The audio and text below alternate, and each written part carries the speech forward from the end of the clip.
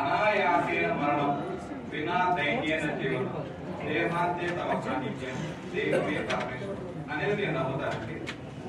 ఎందుకు చెప్తానంటే ఈ మాట, నేను శివుని ఆరాధిస్తాను, అభిషేకం చేసుకుంటాను.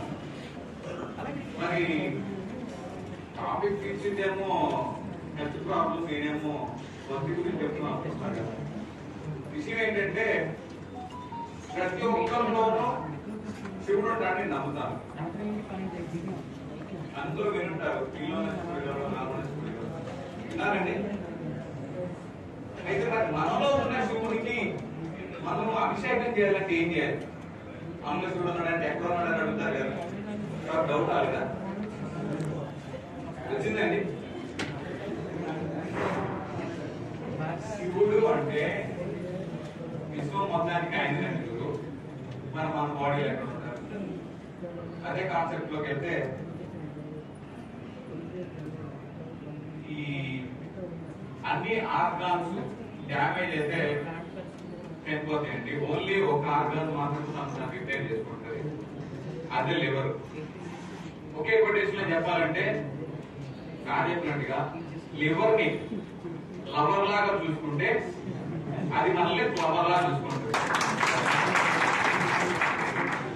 మరి మనలో ఉన్న శివుడిని మనం కాపాడుకోవాలి, అభిషేకం చేసుకోవాలి, మనం ప్రొటెక్ట్ చేసుకోవాలంటే ఏం చేయాలి అని చెప్తే చెప్పినట్టుగా ఫాస్టింగ్ చేస్తే సరిపోతుంది.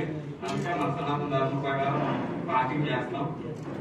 అయితే ఇన్ని చేసినా కూడా కొంతమంది వాళ్ళ బ్యాడ్ హ్యాబిట్స్ వల్ల కానివ్వండి, లేట్ నైట్ నిద్రపోవడం పోకపోవడం వల్ల కానివ్వండి, లేట్ నైట్ తినడం వల్ల కానివ్వండి, వాళ్ళ లైఫ్ స్టైల్ సరిగ్గా బాగోక డిజార్డర్స్, డిసీజులు వస్తూ ఉంటాయి. కాబట్టి వాటిలో ఒకటి అంటే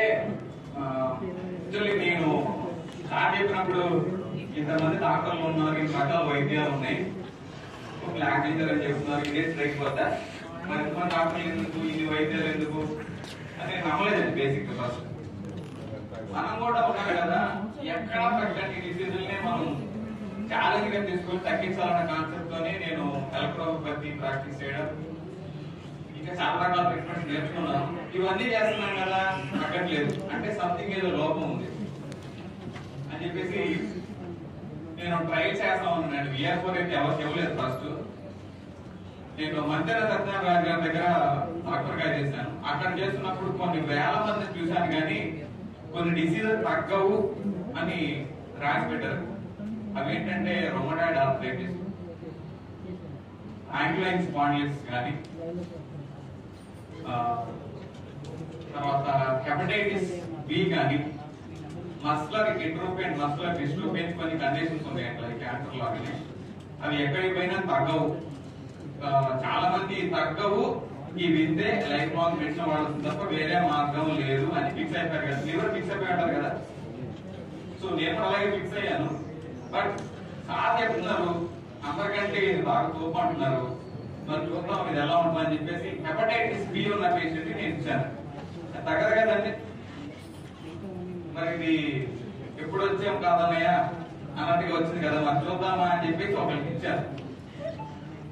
ఇచ్చిన తర్వాత మరి నా అదృష్టమో మరి వాళ్ళ అదృష్టమో తెలియదు, కానీ ఒక బాక్స్ ఇచ్చానండి. 50 క్యాప్సూల్స్ ఉంటాయి కదా, అవి వాడిన తర్వాత వాళ్ళు వెళ్ళి చెక్ చేయించుకున్నారు, నార్మల్ వచ్చింది. అయినా వాళ్ళు రిపోర్ట్ నార్మల్ రావడం ఏంటి, ఎంతో మంది హాస్పిటల్ చూపిస్తే ఈ ల్యాబ్ కట్టగలరు, ఇంకో ల్యాబ్కి వెళ్దాం, ఇంకో ల్యాబ్కి వెళ్ళారు. అలా 2-3 ల్యాబ్లు తిరిగారు, రిపోర్ట్ నార్మల్ వచ్చింది. సరే రిపోర్ట్ నార్మల్ వచ్చింది, మరి వైరల్ లోడ్ కూడా చూసుకోవాలి కదండి, మళ్ళీ వైరల్ లోడ్ కూడా చెక్ చేయించారు, అది కూడా నార్మల్ వచ్చింది. అందరు షాక్ లో ఉన్నారు, ఇదేంటది ఇన్నాళ్ళు మేము లక్షలు ఖర్చు పెట్టి తగ్గలేదు, డాక్టర్ గారు ఏదో క్యాప్సూల్ ఇచ్చారు, ఒకటేమో ఇంటర్నల్ అన్నారు, ఇంకోటి ఎక్స్టర్నల్ అన్నారు, ఎక్స్టర్నల్ కూడా చెప్తారు సార్ బ్యూటీ సర్వీస్. సో అది ఇచ్చిన తర్వాత నేను కూడా షాక్ అయినట్టు, ఇంత చదువుకున్నాము, ఇన్ని మెడిసిన్స్ ఇస్తున్నాము, ఇన్ని రకాల వైద్యాలు ఉన్నాయి, మన దీంట్లో ఏదో ఉంది అని చెప్పేసి సార్తో నేను ఇది ఖచ్చితంగా షేర్ చేసుకోవాలని, మీకు ఉపయోగపడే మంచి మాట చెప్పాలన్న ఉద్దేశంతో ఇక్కడ రావడం జరిగింది. Thank you.